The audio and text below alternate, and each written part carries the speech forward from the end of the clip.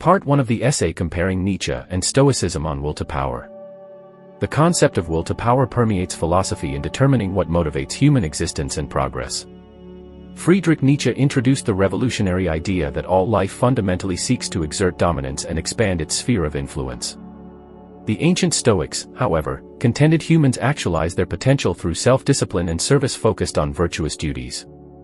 These clashing perspectives reveal rival conceptions of how power is realized and controlled. Nietzsche asserted that behind all actions and institutions lurks the primordial force of subjective ambition.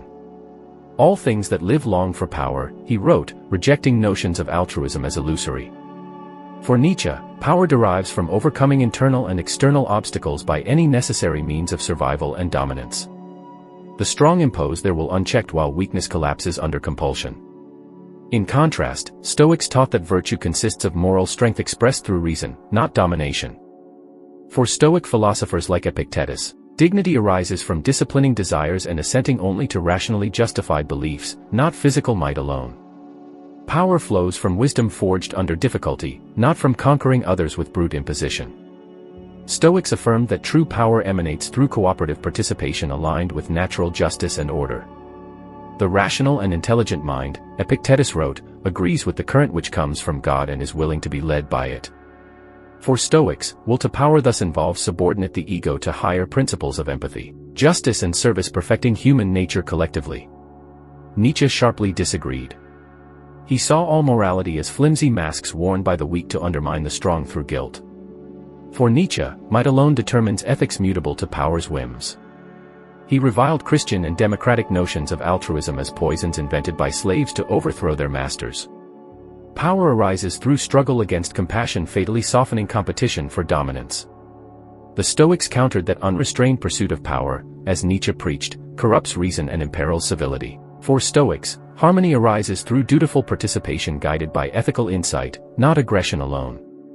Strength flows from virtues like courage and justice, meeting difficulties with equanimity instead of hostility. Will to power perfects humanity through cooperative reform, not internecine combat glorified by Nietzsche. Part 2. Both Nietzsche and the Stoics understood overcoming hardship and limits as essential to developing willpower. However, they differed profoundly on methodology and purpose. For Nietzsche, overcoming stemmed from unrestrained ambition that subjugates external obstacles ruthlessly. Power arises through inexorable domination crowning the overman, transcending traditional morality. Suffering intensifies the individual's impulse to crush all resistance through aggression alone. Stoics agreed that meeting difficulties strengthens virtue, but redefined overcoming's telos. For thinkers like Epictetus, challenges elicit moral fortitude and inner tranquility as petty desires are overcome through rational assent. Stoics affirmed overcoming scarcity and danger with equanimity, not hostility towards others also struggling under fate's yoke.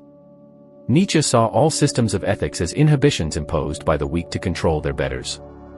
For him, traditional morality consisted of lies told by slaves to demoralize their masters psychologically. Power meant escaping such delusions to let willfulness reign unchecked overheard. Stoics defined ethics as rational understanding of duties aligning will to natural justice and fellowship. Virtues like courage expressed power by navigating difficulties resiliently through reasoned cooperation, not hostility provoking unrest. For Stoics, will to power uplifted humanity by overcoming vice through disciplined participation, not unchecked aggression. While Nietzsche upheld amoral egoism, Stoics saw empathy as power's noblest expression. Thinkers such as Seneca taught viewing others not as obstacles but fellow travelers deserving respect. For Stoics, strength arose through benevolent consideration of all people as family, not brutal subjugation alone of the weak by strong. Part 3. Nietzsche and the Stoics advanced rival philosophies on will to power source and how reason guides emotion. For Nietzsche, pure intellect subjugates feeling to amplify domination's drive through rigorous self-creation. Stoics believed balanced reason regulated passions to cultivate virtues like courage and justice. Nietzsche saw unequivocal logic and scientific rationalism as engines constructing the Übermensch transcending humanity. For him, intellect existed to intensify ambition fueling ruthless conquest, not restraint. Will to power meant defying all limits through ingenious assertion of the solitary self. Stoics taught that reason exercised judgment over desires, not domination unleashed without check. For Stoic philosophers, intellect aimed at comprehending nature's justice to navigate life virtuously through principled participation, not unrestrained assertion alone. Sages mastered emotions tides through considered assent, not willfulness alone. Stoics alleged will to power implied unifying reason and passion within social reforms motions navigated methodically, not sating egoism through disruption. Dialectics and daily reflection cultivated wisdom applied to bettering communities cooperatively through shared experience. In contrast, Nietzsche deemed sympathy or level-headed cooperation as sickly weaknesses aborting greatness. For him, true power emerged solely from lone defiance glorifying individualism to realize life-affirming potential unbound. Nihilism followed from conformity security blinding men to opportunities gifts awakened through hazardous self-making. Stoics repudiated nihilism and counseled reform through ethical participation, not rupture radicalizing individualism. For them, wisdom meant discerning life's purpose amid difficulty for bettering not only oneself, but humanity through cooperation navigated judiciously.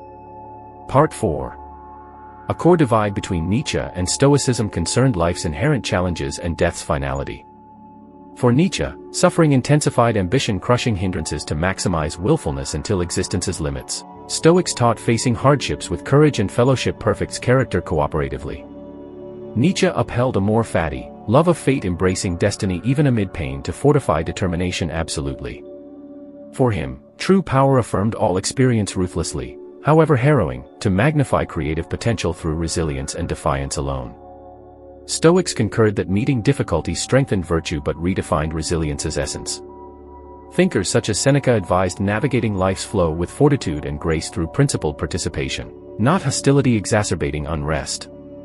Wisdom meant accepting what cannot be changed judiciously while endeavoring to reform what should through cooperation. Regarding death, Nietzsche alleged life's transitory nature spurred relentless self-overcoming and domination without attachment. Mortality intensified the imperative for individual glory through impact far outliving one's physical end. For Stoics, death's equality underscored interdependence and dignity in duties fulfilled meaningfully together. Stoics saw death as natural and just, encouraging mindfulness of life's purpose through fellowship and service and virtue's beauty within. Thinkers like Marcus Aurelius affirmed tranquility stemmed from fulfilling moral responsibilities cooperatively whether living short or long. For Stoics, confronting mortality elevated common welfare through shared experience navigated judiciously versus egoism alone. Part 5. While Nietzsche and the Stoics disagreed sharply on will to power's essence, both sought life's affirmation through virtue's cultivation, though defining virtue divergently. For Nietzsche, virtue meant relentless creative self-overcoming. Stoics saw it as principled character perfected through service. Nietzsche upheld the Übermensch achieving superhuman greatness through defiance against all limits, a solitary titan refuging existence through solitary genius. Stoics framed virtue as moral excellence expressed through reason,